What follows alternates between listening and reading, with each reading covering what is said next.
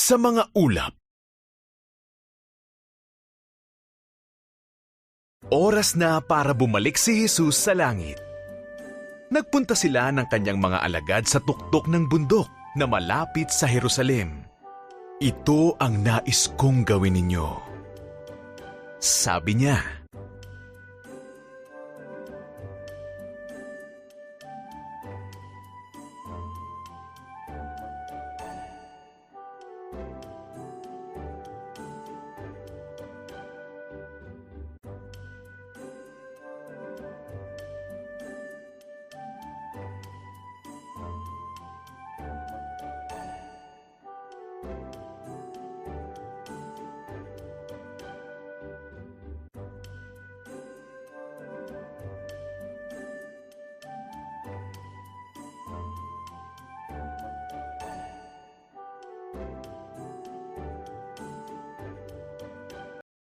Maghintay kayo sa Jerusalem hanggang sa dumating sa inyo ang ipinangakong Espiritu Santo. Pagkatapos, sabihin ninyo sa lahat ang tungkol sa akin. Mula sa Jerusalem, pumunta kayo sa Judea, sa Samaria, at sa lahat ng panig ng mundo.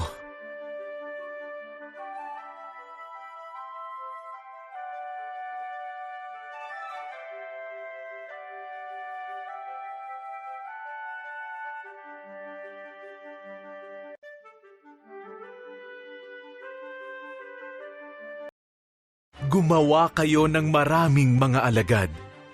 Bautismuhan ninyo sila sa ngalan ng Ama, ng Anak, at ng Espiritu Santo.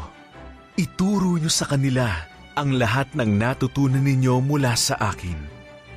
Ako ay laging kasama ninyo.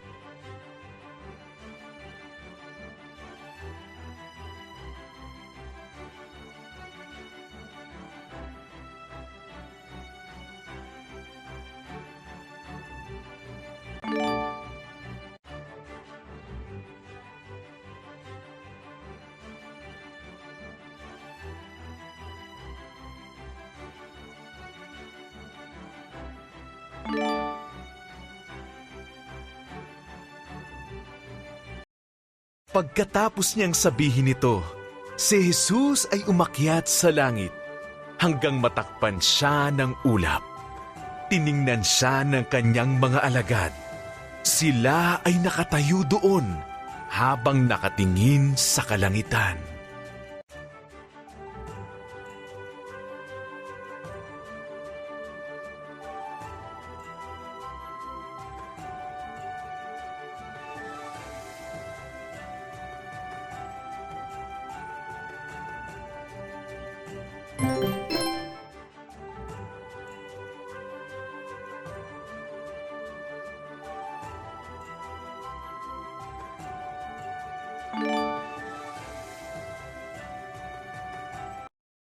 Dalawang lalaki na nakaputi ang dumating.